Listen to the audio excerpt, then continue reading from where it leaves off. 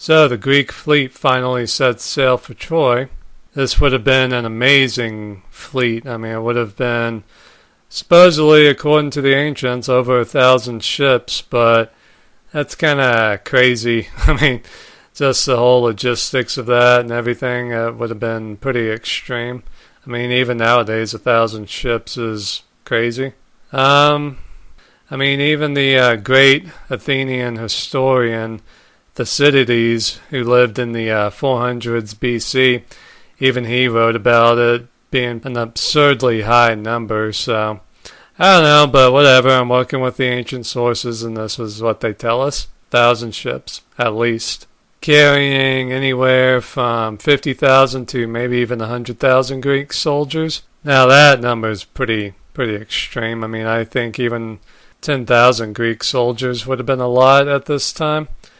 But it's not entirely impossible. I mean, just a few decades before, you had the Battle of Kadesh in Egypt between Ramses II and his Egyptian army against the Hittites. Now, according to records, that battle could have had as many as 40,000 to 70,000 men fighting in it. So, who's to say how big the Greek army would have been at this time? But I don't know. Considering Alexander the Great's army, when he was invading the Persian Empire, was about 50,000 men, and that's about 900 years after the Trojan War. Yeah, so 100,000 Greek soldiers is probably a little high, but whatever. The Greeks would have been bringing a lot of supplies with them. I mean, basically enough food for a couple of weeks. Tons of fresh water to drink. I mean, they would have just been bringing everything they could, basically. They probably didn't bring too many animals with them. Probably just horses for their chariots and probably, I don't know, pigs and goats and stuff like that for food and sacrificing to the gods and stuff. So definitely would have been a cramped sea voyage. Probably would have taken, I don't know, a week or two, maybe a couple of weeks to get from Greece to Troy, but they would have been stopping at every major island along the way to get fresh water and supplies and maybe wood for repairs on their ships and stuff. So each and every one of those islands that they would have passed would have definitely been a godsend. Now, when they got to the island of Chryse or Tenedos, Philoctetes, who was one of the best archers in the Greek army, along with Ajax's half-brother Teucer. Well, Philoctetes was also a really good friend with Hercules. And in fact, when Hercules basically built his own funeral pyre and asked somebody to light it for him, no one else would. The only one who stood up to light the pyre for Hercules was Philoctetes. And as reward, Hercules decreed that Philoctetes should have his bow and arrows, so Philoctetes also carried, Hercules' bow and arrows with him, so yeah, he was definitely a powerful archer. But yeah, when they got to the island of Chryse or Tenedos, he suffered a very serious foot injury. Now, of course, there are several different versions of what the hell happened, but the one I like the most is that seeing how Philoctetes was really good friends with Hercules, the goddess Hera, out of spite, sent a snake to go and bite his foot. So a snake bit his foot, and it became infected, and pus was coming out of it. He was in terrible pain. The smell from his injury was horrible. It was so bad, in fact, that Odysseus got together with Menelaus and Agamemnon, and they basically decided that they were going to abandon Philoctetes on the island of Lemnos. So, yipe, that's a nice thing for them to do. But to be fair to them, I mean, Philoctetes, for all they knew, was about to die anyway, so they didn't really want to watch the guy suffer and stuff, and they sure as hell didn't want to see his wound or smell it, so yeah, they dumped poor Philoctetes on the island of Lemnos and left him.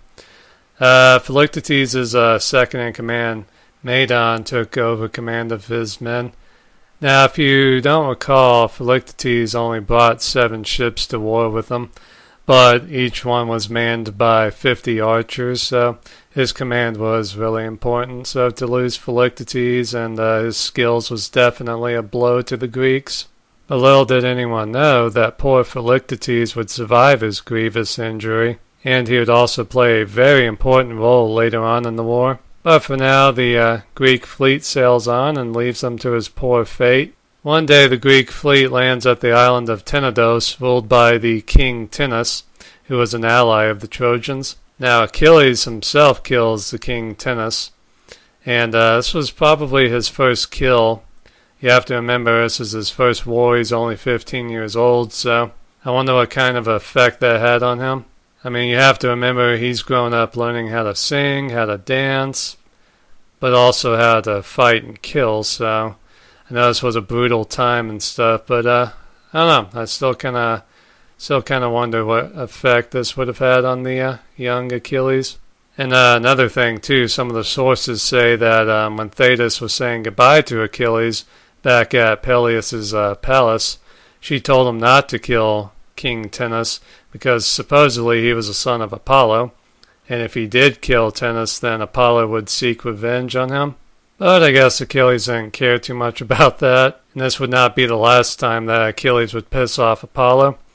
Apollo has probably never hated a man more than he will hate Achilles, so that will definitely keep popping up now and again, Achilles pissing off Apollo. It's pretty crazy actually, but yeah, Apollo will definitely grow to hate Achilles, and he'll definitely have the final say in the relationship, but I guess Achilles just doesn't think much of Apollo, so yeah, he has no problem pissing off the god.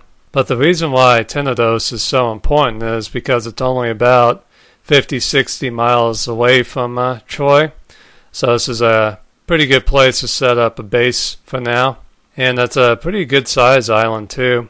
I know a couple of episodes ago I said that the Greeks sent out a kind of a diplomatic mission to try and peacefully retrieve Helen. Now, it made sense to me to say that then because it kind of makes sense to try and do this the peaceful way before, you set sail with your entire army.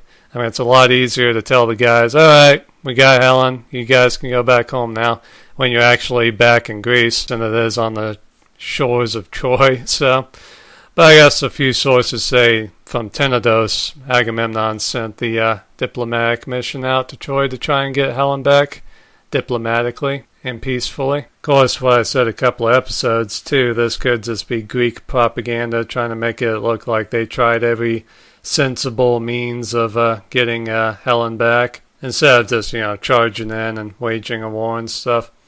The diplomatic mission consisted of Menelaus, Odysseus, and Palamedes. I'm sure Odysseus was happy to be shipping out with Palamedes after what Palamedes did to him back on Ithaca. So the embassy went to Troy, and the mission failed. Trojans wouldn't give up Helen, mainly because Paris, refused and said, that if she went, I would go with her.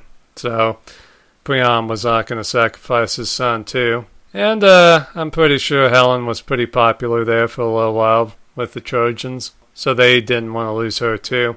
And it would probably have made them look weak, but would have been the sensible thing to do. And of course, the sensible thing originally would have been for Paris to leave Helen the fuck alone, but whatever. Supposedly, too, the Trojans tried to assassinate the 3 Greek commanders before they could escape Troy. It's probably bullshit, but I mean, it's a tactic the ancient Persians used a lot too. Like before or after a battle, they would invite the enemy commanders over to like a feast and stuff at night, so that basically they could be like, hey, you guys fought hard today, or hey, we're going to kick your butt tomorrow, but tonight let's party. And then while all the partying was going on and the enemy commanders were getting drunk, all of a sudden the Persians would spring the trap and slaughter the enemy commanders. And then the next day they would destroy the leaderless enemy army.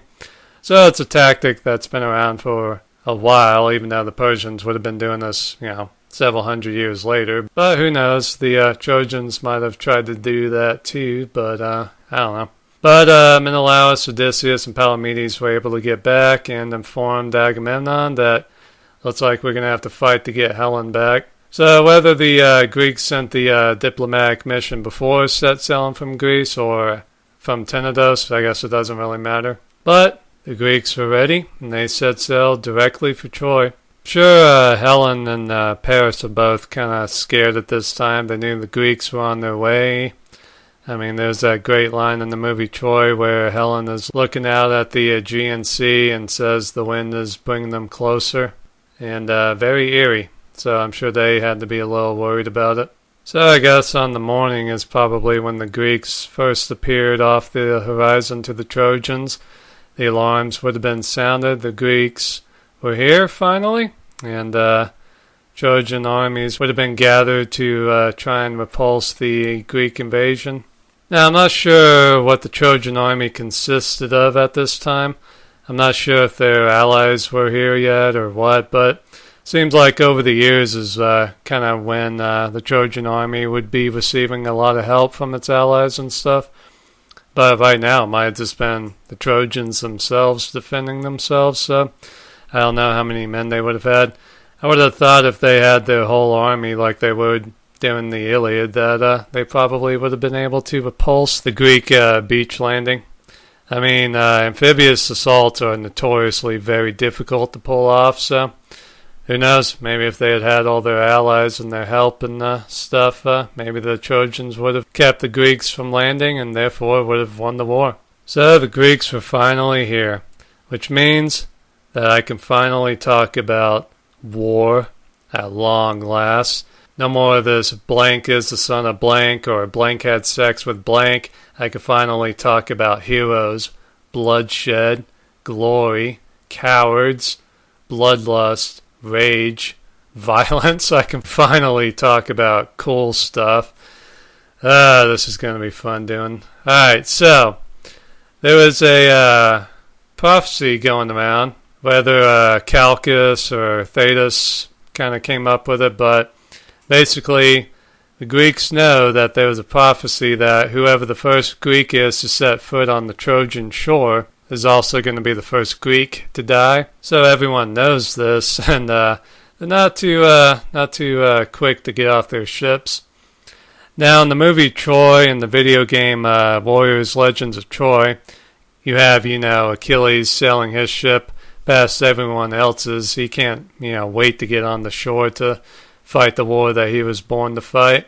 And I love that, but according to the ancient sources, it's kind of the opposite of what happened. I mean, everybody was a little, I don't want to be the first one to set foot on Troy.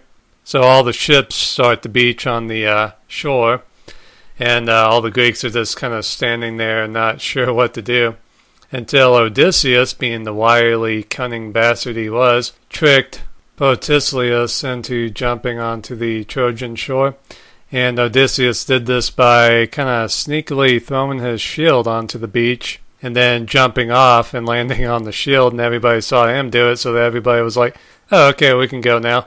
So everyone jumped off the boats, and just happened that poor Protesilaus was the first one to touch the actual sand of the Trojan beach. So after killing a couple of Trojans and acting like a badass, Protesilaus was actually the first Trojan to be killed, and he was killed by Hector. So, yeah, kind of crazy, but, Greeks and their prophecies. So the fighting on the beach was pretty brutal, and Achilles eventually showed up with his 2,500 Myrmidons, and they probably helped turn the tide against the Trojan army.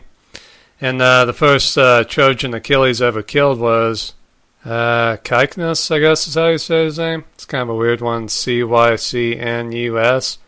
Cycnus. Well, whatever. He was a son of Poseidon, and so that was the first Trojan Achilles ever killed. So that would be the first of many, naturally. So the fighting was pretty rough on the beach, but the Greeks definitely had the momentum and the numbers, apparently, so they were able to drive the Trojans back to their city of Troy, but they weren't able to get past the Trojan walls, which were said to be very large. So everything kind of just settled down after that.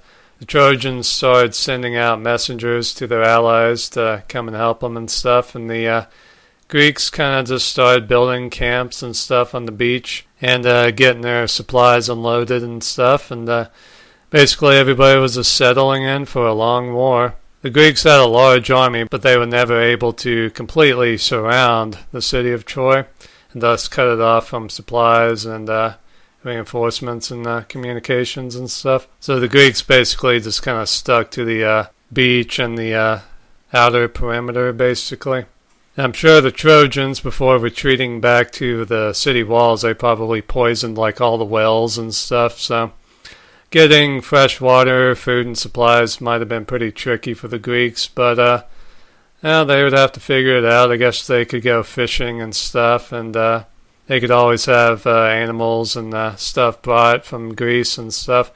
But probably most of their supplies are going to come from the surrounding countryside and stuff, so they're definitely going to have to become raiders, basically, until they can figure out how to get into the walls of Troy. So they're going to be taking a lot of livestock and fruits and vegetables and wine and stuff from the locals, and probably a lot of slaves too that they can sell back in Greece. So there's a lot of work to be done for both sides. So the battle lines are drawn. Everybody knows the stakes for the Greeks. They can gain a lot of plunder, glory, and slaves, and a lot of good old-fashioned stuff from this war. Menelaus can get his wife Helen back, or he can kill her, either one. Achilles can gain glory and immortality from this war. Odysseus, he probably just wants to go home. And for the Trojans, this is definitely a war for survival. They know the stakes. If they lose everything. Their people, their homeland, their possessions, everything. The old will be put to the sword. The young will be sold into slavery. The men will be killed, and the women will be raped and basically made to be sex slaves for the Greek soldiers. So King Priam knows what's at stake. He has his brave son Hector and all his other sons to help fight. And thus begins the Trojan War.